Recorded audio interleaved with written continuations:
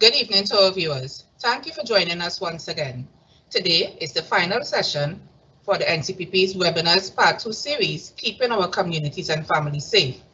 If you're interested in viewing previous sessions, they are available on our YouTube platform at NCPP TNT. I am Betty Ann Moses, the Corporate Communications Officer for the National Crime Prevention Program. The National Crime Prevention Program is designed to engage, educate, and empower persons to work with each other in order to achieve safer, more resilient communities, as well as an enhanced quality of life. Education and empowerment are integral factors in creating a culture of crime prevention. For today's webinar session, we will be discussing crime prevention post a disaster. Here with us to engage and edify you on this topic is Ms. Francesca Peters. Usually when a disaster happens, persons will join together and find ways to support each other, protect what is remained from the tragedy, and re-establish a sense of normalcy. However, there are some exceptions. Sometimes after a disaster, you will find some persons involved in antisocial activities, including crime, which may include looting, sexual assault, or fraud. To provide information on this and edify us on this topic, which will aid in the development of effective approaches to prevent antisocial behaviors after a disaster strike, is Ms. Francesca Peters. Ms. Peters is a training and education specialist and lead for public information education and community outreach in the Office of Disaster Preparedness Management. She has been with the Ministry of National Security for over 8 years and with the ODPM for the past 2 years. Ms. Peters is the holder of a Bachelor's of Science degree in Social Studies, a postgraduate diploma in Gender and Development Studies, and a Master of Arts in Media, Communications, and Advertising. She is certified in Crisis and Emergency Risk Communication and champions the cause for continuous public engagement and the inclusion of all persons to discuss emergency preparedness. If you have any questions, we encourage you to post them during the session. Time permitting, at the end of the presentation, we will answer most of them. Education and awareness on crime prevention post a disaster is key. Stay tuned with us and let's work together to create a culture of crime prevention. We cannot do it alone, but we can do it together. I now hand you over to our presenter, Ms. Francesca Peters.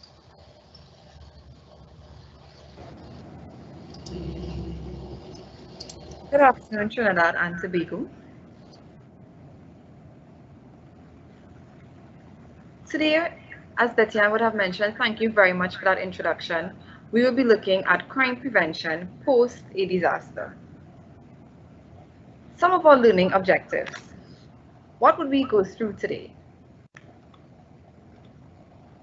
We aim to understand the role and responsibilities of the ODPM in disaster risk management, to understand the connection between disaster prevention and crime prevention, and to understand how to prevent crime post a disaster.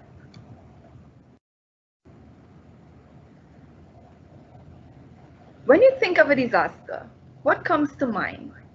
And feel free to add your comments in the section, because in reality, a lot of persons sometimes think that a disaster is something far-fetched. It's something that happens in Japan or in other parts of the world or to our other Caribbean brothers or sisters, but not to Trinidad and Tobago. And the reality is that disasters do happen, even in Trinidad and Tobago. We are not separate from the rest of the world, and we are not separate from the rest of the Caribbean region.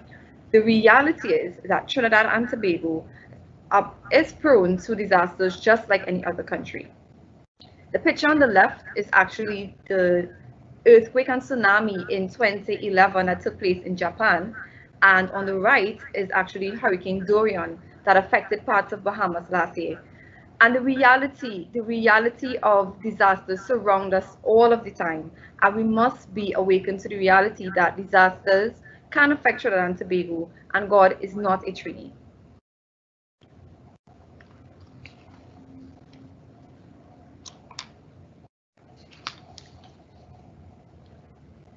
So here we have some photos, and I'm sure that these are familiar sights to many persons. On the left, we have the familiar sometimes flooding in Port of Spain. We have forest fires, we also have the flooding in Greenvale, and even there was a point in time where Matlock was actually cut off from the rest of Trinidad for about 3 days.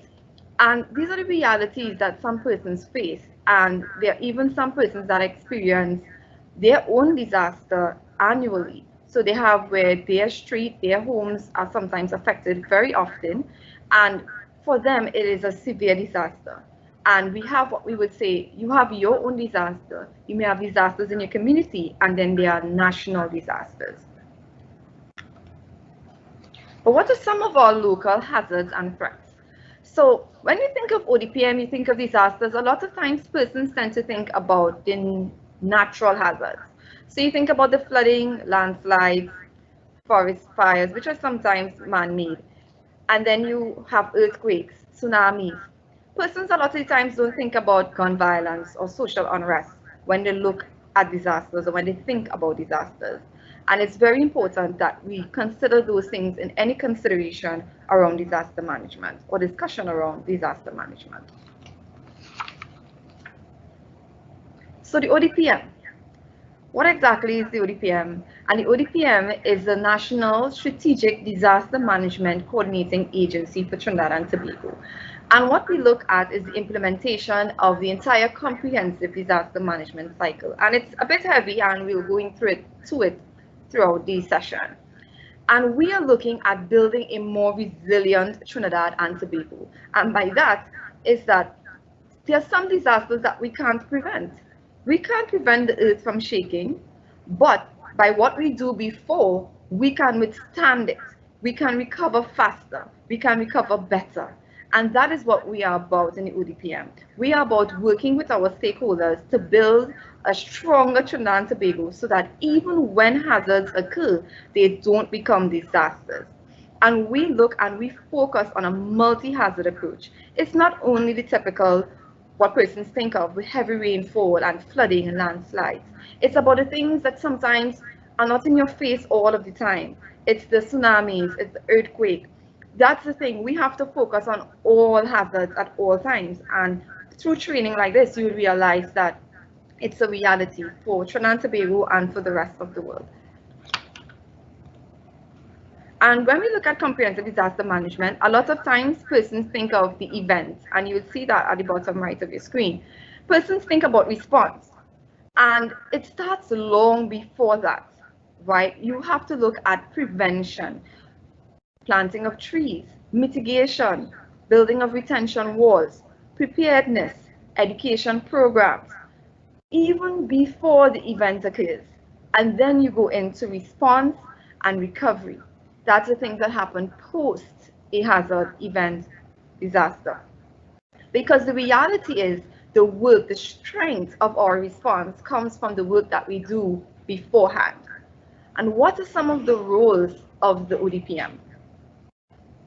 We look at the coordination of prevention and mitigation initiatives to reduce the impact of hazards and the potentials of disasters. Public information, education, and community outreach activities, coordination of first responder agencies, volunteer organizations, civil society groups to ensure a faster and efficient response to disasters, to affected areas. Critical infrastructure protection, coordinate various agencies to ensure that these facilities receive priority assessment after a hazard. And when we speak about critical infrastructure protection, sometimes you're talking about your hospitals, your community centers. We have to ensure even in providing relief and ensuring that these facilities receive the care or receive the services that they need as top priority. So hospitals have to remain afloat, or education system has to remain afloat. So those are the things that we also look at. And we also look at climate change adaptation programs, because any discussion around disaster management, we must look at climate change and the realities that it brings to the region and to our country. So there are many sectors in Trinidad and Tobago. Security is one of it. And you have transportation, agriculture, education, energy, social services, health. So all of these things we have to build. We have to work on building their resilience, because these are the things that all citizens, all agencies rely on when something happens. We rely on it before, we rely on it during, and even more so after. Think of your health sector. You need it now, you need it on an everyday basis, you need it during an emergency, and it's even more critical after. And the reality is that's why you need a coordinated approach, because you want to make sure that these agencies remain afloat. These critical sectors are protected and resilient against disasters. And security is one element of it. So it's very important that when we look at any discussion of disaster management, how does security fit into this? How does national security and crime prevention fit into the discussion of disaster management? Disaster management and crime prevention is a multi-agency effort. And what you're seeing on your screen are many agencies, because in reality, the ODPM doesn't do it alone. In order for us to look at disaster management and crime prevention, it is a multi-agency effort. Everyone is needed when we talk about disaster management, building the resilience of Trinidad and Tobago, and crime prevention. And we rely on many agencies to get the job done. We are talking about early warning. So the Met Office, we just had a discontinuation of an adverse weather alert. We have the Pacific Tsunami Warning Center. We have our municipal corporations. They send out information. Even the police service at times would send out information that, hey, you may have a disruption in a particular space. But you also would have where the Ministry of Works and Transport may inform us that of a road closure. So you may ahead of time. So not just the immediate in terms of something is blocking the road, but you may also have roadworks and they may let you know that this road is going to be closed. So we have the early warning that tells you something is going to happen or may happen.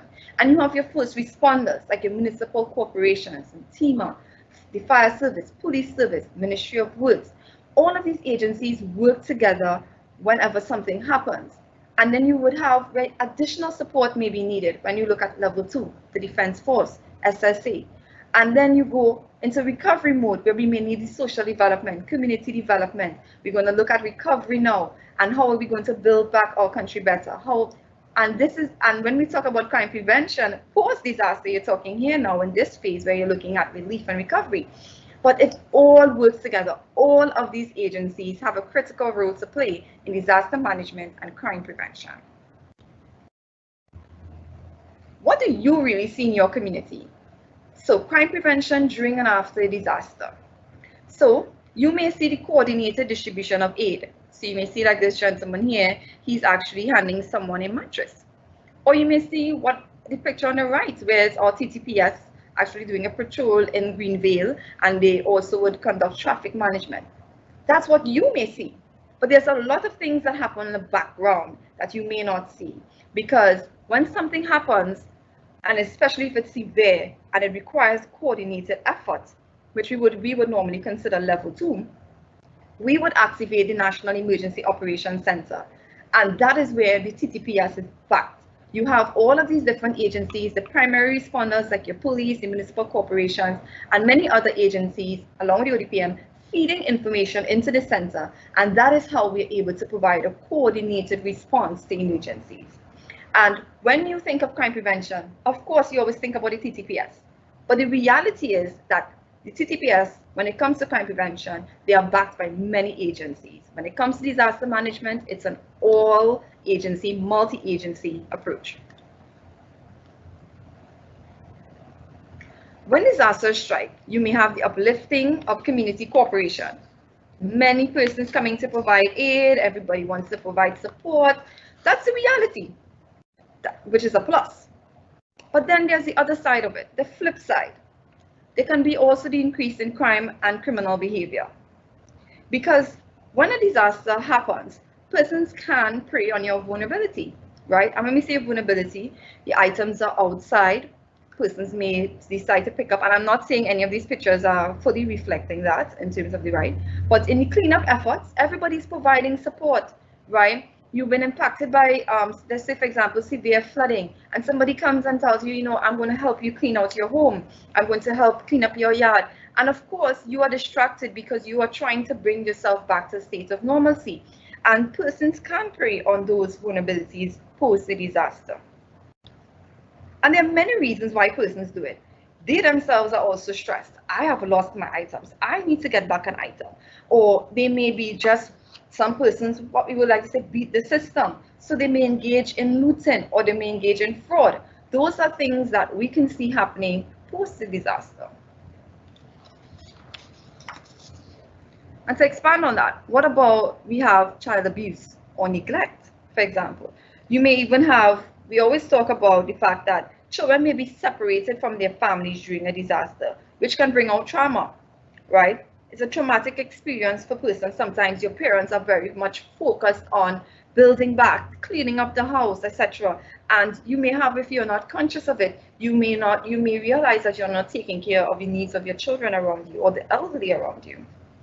You could also have the increase in intimate partner violence, domestic violence, to women and men, because the reality is that you are stressed out, right? And post the disaster, when persons are also separated from their support networks. So sometimes you may have someone home that supports you, protects you, and that is disrupted as a result of a disaster. And you may also have with that person now is actually stressed out, so it leads to an increase in violence.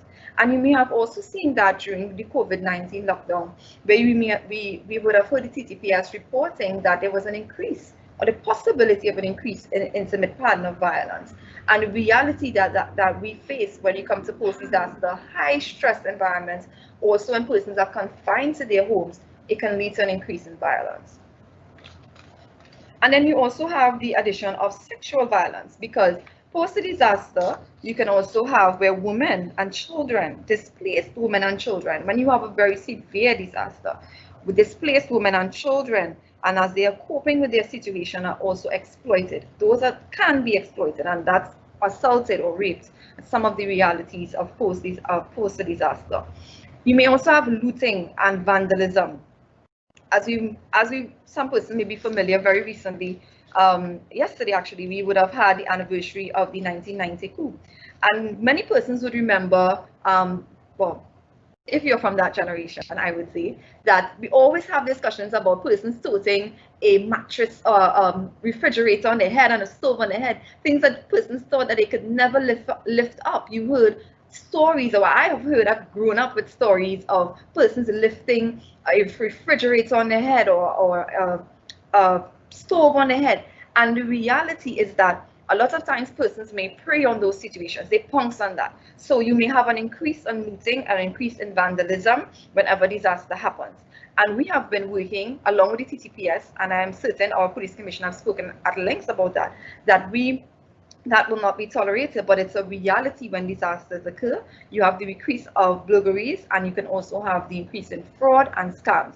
And by that, a lot of times you see all these requests for donations, right? Putting your information here, and you go online and you put all the information in because you think you're applying for a grant, and it may not be valid information. Or you may actually be very interested in supporting a community, strengthening a community, sending aid to them, even if you are abroad and you want to provide aid to your family members, and you send funds through, well, whichever means are presented. You see it on Facebook, you see it on a website, and it's not really the correct way to provide aid. And that's some of the realities of a post-disaster. But how can we work towards building our resilience, right? And I want to present one question to you. Which person do you think is more vulnerable to crime following disasters? Is it the gentleman on the left? He's strong, right? He's pumping iron in the gym. He's a strong person. And then you have this elderly lady, she's walking. Who do you think is more vulnerable, right? Who do you think will be more impacted or by crime following a disaster? Please comment below, and following I would go through and I would look at all of your comments, right? Because I'm certain, so make sure go into the comment section and make sure and share your answer with us. And the reality is that a lot of persons may think that, the elderly lady may be more prone to crime and criminal behavior post a disaster, because of course she looks more fragile than the gentleman on the left. But what if I tell you, right, that building resilience is not always what you think it is. It's not just about what it looks like on the outside. What if I told you that she actually has a plan? She has assessed her community. Every home and community is not the same. So what if grandma took the time to look around her community and she identified all of the possible risks in her community?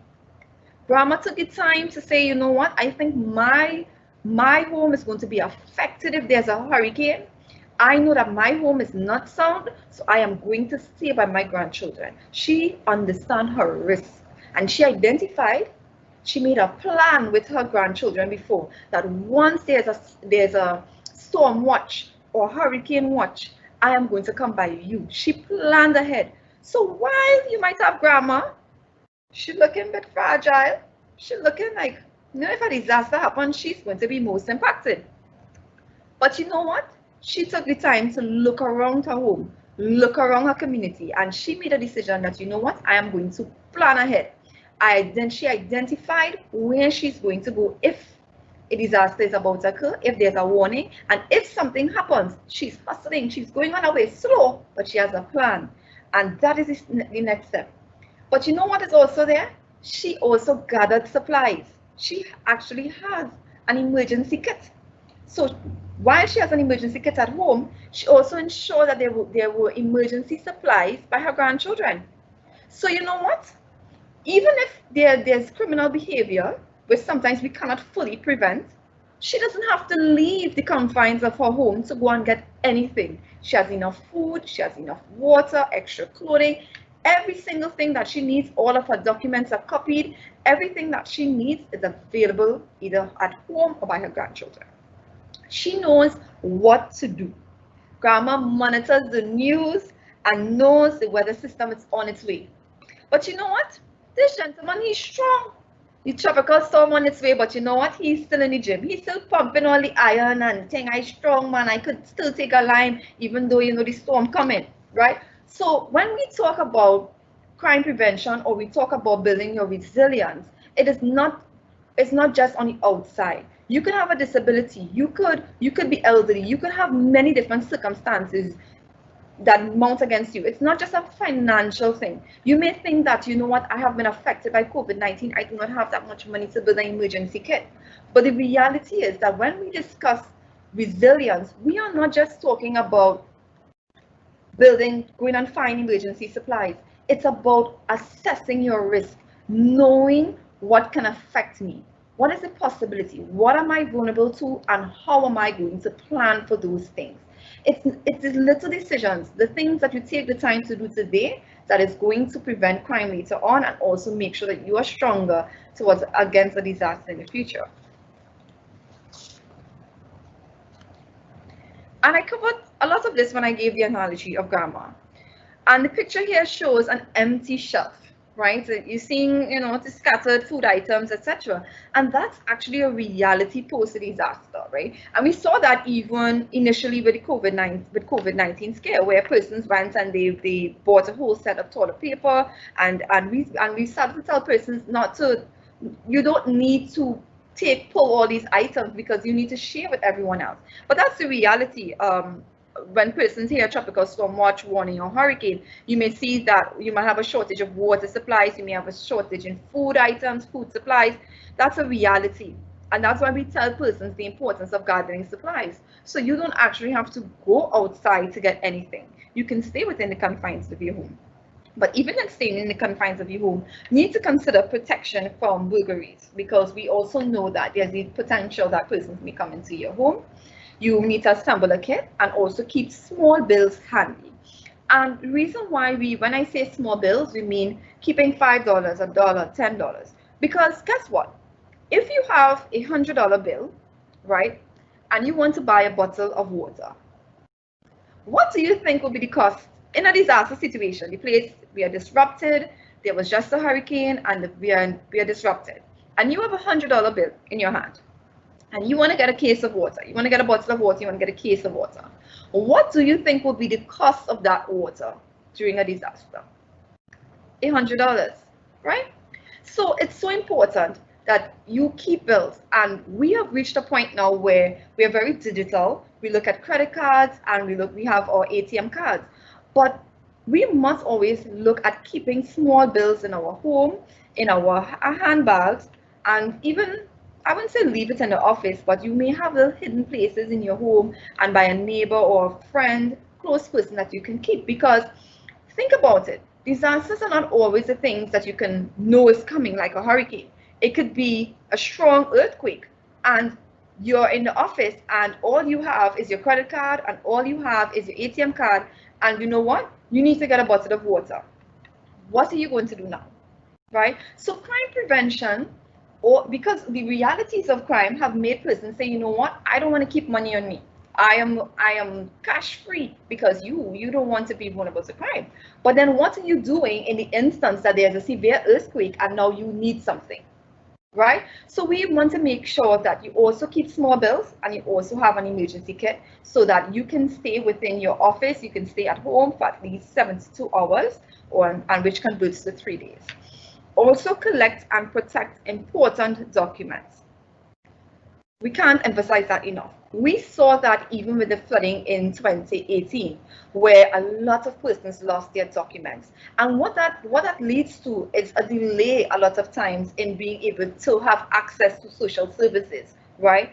And what we encourage persons to do is make sure and collect them, put them in one space, put them in a Ziploc bag, or what you can also do is scan them, email them to yourself, also to a friend or a neighbor, and ensure that you have a copy of your important documents. And also develop a family communication plan. How are we going to stay in contact with one another? And more importantly, we also need to emphasize the importance of not just the how, but in what way? What are we going to use? Because we have been so WhatsApp focused, or we will just pick up the phone and call. And what we experienced with the earthquake in August of 2018, I believe, yes, August of 2018, everyone, as soon as the earth shook, the earth shook, everybody just took up their phone and called their family member, right? And what happened to the system? It crashed because everyone went on to make a phone call, right? So in your family communication plan, you will discuss, okay, we are going to send a text message to just say, we are safe, I am here, etc., etc. And leave calls for emergencies because you don't want to crash the system. But if you don't have that discussion with your family beforehand, everyone is going to pick up the phone and call. And that's why we focus and we always emphasize the importance of developing a family communication plan. How are we going to communicate with one another when there's an emergency? What is our preferred form of communication so that you know to check your text messages, right? Or to check your Facebook. And you also identify who are we going to all contact. So it's everyone now needs to contact granny, grandpa, whoever, one person to keep in contact so this person understands where everyone is.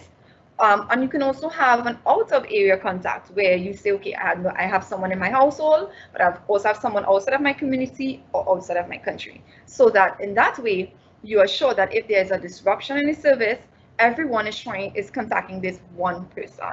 And we have a lot of resources to support you in developing this. And I will show you later on. Right? And you must be aware of scams and frauds, right? And always look out for charities that you're familiar with. Not for charities that just pop up overnight. There are a lot of charities that we work with.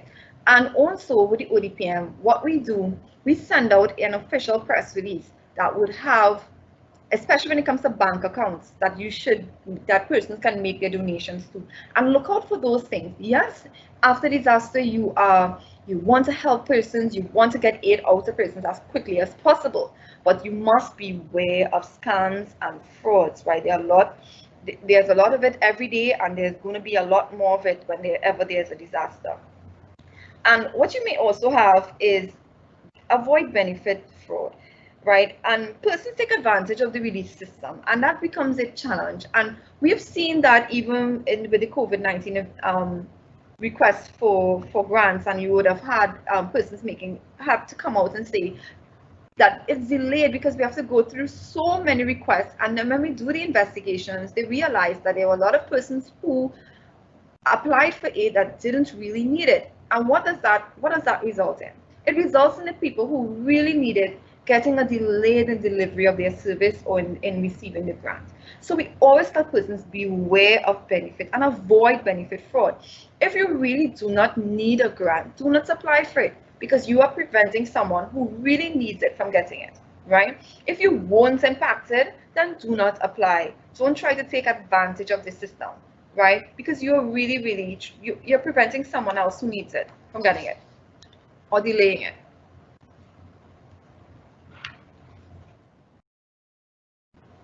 Right? And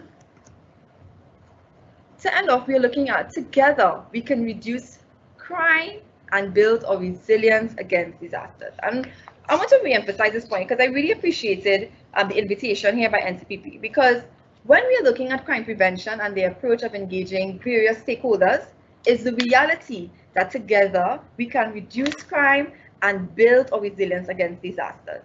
You can look around your community. Remember what I mentioned about your risk, knowing your risk? Work together with members in your community, map your community, understand the different risks in your community. Are we prone to flooding, landslides, hazardous seas?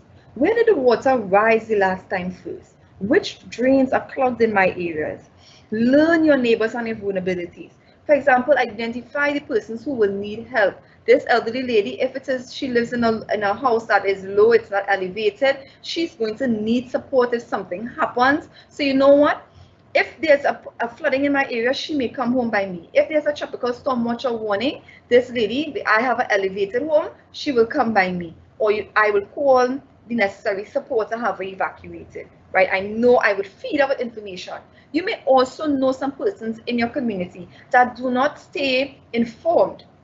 They don't monitor weather systems. And you're always watching the news, you know something is happening, can share that information with other members in your community. Right? You have a role to play when we speak about disaster management and crime prevention.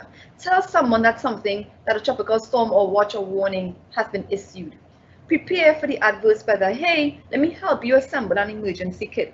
I'm going to the grocery. You know what? I can pick up some extra canned foods for you. Together, we can reduce crime and build our resilience against disasters. And remember, when disaster strikes, the time to prepare has passed. And I'll repeat that again. When disasters strike, the time to prepare has passed. We have to start now. Do not wait until the earth shakes. Do not wait until you are covered or you are waist high in water. Start today. When disaster strikes, the time to prepare has passed. I did promise you some resources, so I would encourage all persons to visit the ODPM's website, www.odpm.gov.tt, to download our templates and brochures to support your preparedness efforts.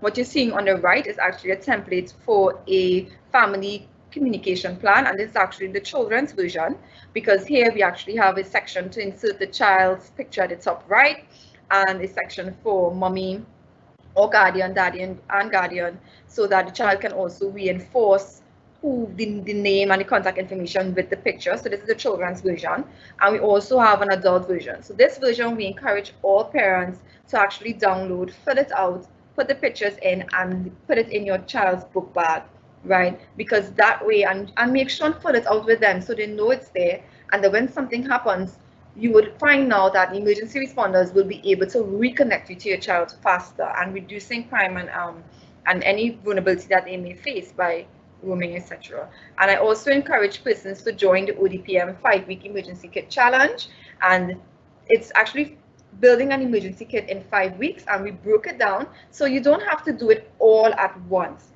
And it's available on our ODPM's website as well as our Facebook page, where we encourage persons to take it step by step and build an emergency kit and build your resilience against disasters. I thank you. I will also take questions now.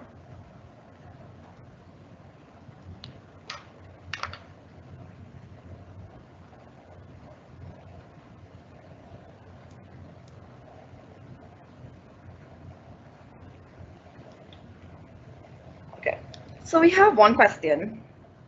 How can an individual protect his or her property without finances? Remember I spoke about when we were looking at that comparison between the strong gentleman and the elderly lady. And did we remember what she did? She assessed her risk. Assessing your risk doesn't have a cost. You can do that now.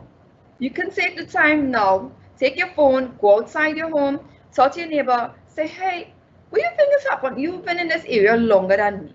You've been in this area 10 years. I've probably been here too. Tell me, what's the history of this area? This area floods, we get landslides. What happened the last time? We have mud volcanoes. What happens here? Assess your risk, right? Look around your community, understand your community, know the evacuation routes for your area. There's so many persons that sometimes live in a community and they don't even know the back roads. They don't even know other ways to get in and out of their community. They're just accustomed, they're by routine, I will drive on this street, and that's all they know. So just taking the time to know your environment is a very cost-effective way in building your resilience as well. And in terms of protecting, when the person also said protecting your property, knowing your risk helps you to protect your property. Because if you know that I'm on the hillside, I am vulnerable to a landslide, right? What can you do now? You clear the drains around your property. You clear the gutters. You make sure and check it. The season has started. We are in the wet and hurricane seasons. How many persons took the time to look take a ladder or step back from your home and look to make sure that your gutters are cleared? There are no grass growing in your gutters. How many persons actually took the time to do that? That doesn't have a cost, right? Preparedness does not need to be expensive, right? You just need to take the time to do it. Look at your gutters. It needs to clean. You come together as a family and you clean it. You come together as a community and you clean it. Or if you don't, if you can't do it on your own, you look at a support network. You ask your neighbor, you ask a grandchild, you ask a friend, you ask an NGO and say, you know what, I need assistance with clearing my drain. I need assistance with clearing my gutters. Preparedness and preparing your property does not need to be expensive, right? And the other question, where are the shelters in Trinidad and Tobago located during a disaster? And so shelters are actually managed by the Ministry of Rural Development and local government. So they ensure that they conduct shelter inspections and they're also responsible for the opening and closing of emergency shelters, right? Now, what would happen is that you would see signs that this building, for example, this school or this church or mosque, etc., is a emergency shelter, but it has to be opened, right? So it's not an emergency. It doesn't act as an emergency shelter 24/7. So what we have is dual function emergency shelters. You have a school, but if there's a need for it to become an emergency shelter, the Ministry of Rural Development and local government would work with its shelter managers to open that shelter. And they can also make a decision to open the shelter ahead of impact. So what you saw with, even with our Tropical Storm Gonzalo over the weekend, you would have had TEMA, they would have identified shelters that would have been opened ahead of time. They shared it on Facebook, they shared it on their websites. So if you're not familiar with the emergency shelters in Tobago, you can go on TEMA's website. And the Ministry of Rural Development and local government also shared their emergency shelters listing when we were threatened by Tropical Storm Gonzalo, and that is available on their website. So if you're not familiar with where your shelter is located, I suggest that you visit these websites, and if not, you contact your municipal corporation. A lot of the time, it's usually the school in your area, the community shelter, the community center in your area, but the best bet is to make sure and have that conversation with your municipal corporation and identify it ahead of time if you're not sure. And the other question is, does the government provide resources to individuals in this situation? And I believe it's connected to the first question, where how can an individual protect his or her property without finances? And I think the question is twofold there, where the person is asking now, do we provide support for persons to build their resilience? And what I would say, there is a lot of support from many. When I spoke about multi-agency effort, that's what it is there. Because in Trinidad and Tobago, we have been blessed with a lot of services, right? If it is you realize that the drain is the drain is actually clogged in the front of my property. Who can you contact? Your municipal corporation. You realize that there's a large tree that's threatening your property, threatening the roadway, etc. You can contact your municipal corporation to receive support in cutting that tree, which poses a hazard to you. But in order for you to notice those things, you have to identify your risks. You need to take the time, which is free, to look around, get to know your area, and assess your risks. So you also would have where you have self-help grants that are available to help persons to repair their roofs, as an example. We also would have appliance grants for persons who may need appliances, etc. And even post a disaster, you know that there's a lot of support even by the Ministry of Social Development.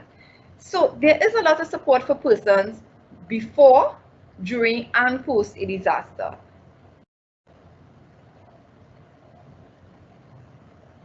And I think that's actually my final question. So if you have any other questions, please feel free to share it with us. And we will try to make sure that we respond in the comment section if any questions are posed following this session. So I thank you very much for your time. And I wish you all of the best in your preparedness efforts as we continue to build a resilient Trinidad and Tobago. Remember, it doesn't take much for us to be prepared for a disaster and to reduce crime following a disaster. I thank you.